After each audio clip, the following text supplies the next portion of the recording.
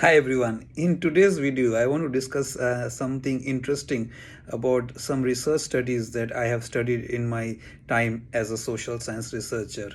Now, of course, we all think that research involves literature review, problem definition, data collection, data analysis, getting the ethics application, writing long reports. But research can sometimes be very interesting. And this is what I have seen when I have read this real but absolutely bizarre research studies.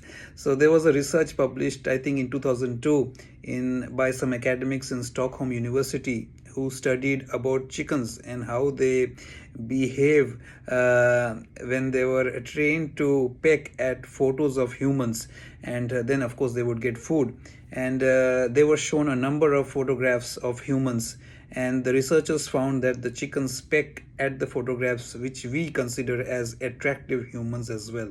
This is of course a lot to do with the symmetry of the shape and symmetry and proportion of the features.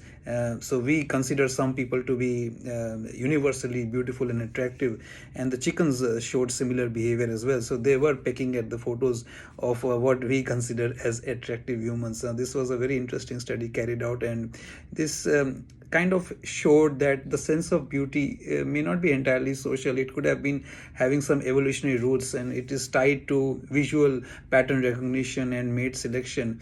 But it supported the idea that certain facial features might be universally preferable even by animals. Another study that I read was about in 2008. It was carried out, it was published in the Journal of Experimental Biology.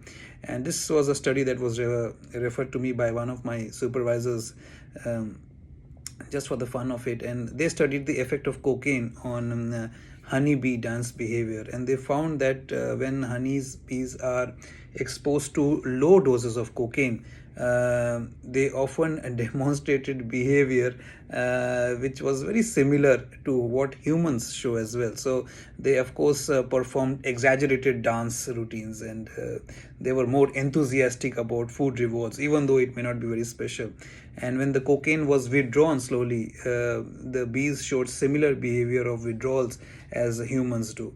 So in this way, the bees became a model of studying addiction related behaviors and reward systems, and it showed that even insects may experience drug induced changes in motivation and behavior.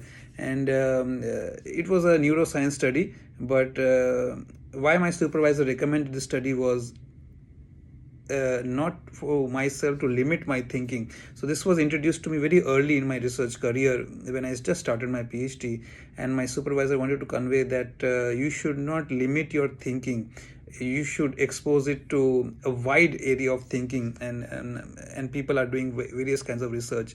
And the third kind of research the third research study that I found very fun and bizarre, although it is real, was published in the British Medical Journal as well. And this is, I think, a 2005 case study. It was carried out by Dr. Robert McKendrick, if I'm not wrong, and a few other researchers as well. And they called it the case of the disappearing teaspoons. And they did a longitudinal cohort study of the displacement of teaspoons in Australian research institutes. So they placed about 70 odd teaspoons in various communal tea rooms at the university, and they tracked how they disappeared, and they realized that more than 80% of the teaspoons vanished within the first few months or so.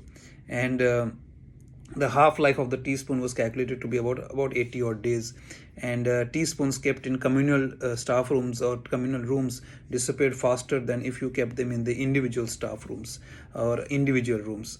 And this was like a light-hearted study carried out with a kind of a serious undertone to reflect how societal issues like responsibilities and workplace behaviors can be studied. So I thought of sharing these three fun studies with you because this shaped my thinking as well. I realized that research can take many forms and shapes, and although I am a social science researcher, studying other kinds of research studies, the ones published in medical journal or any other journal, helped me to think how researchers can actually think of a real world problem, making it very relevant, something that is very applicable and universal to all forms of research, and all kinds of readers.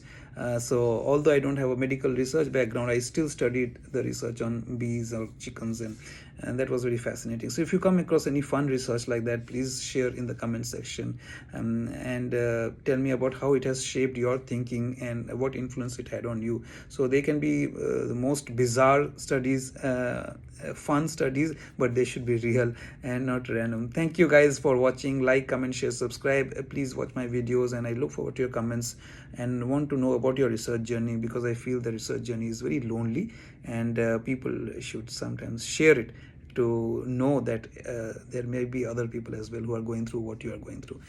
See you guys. Bye for now.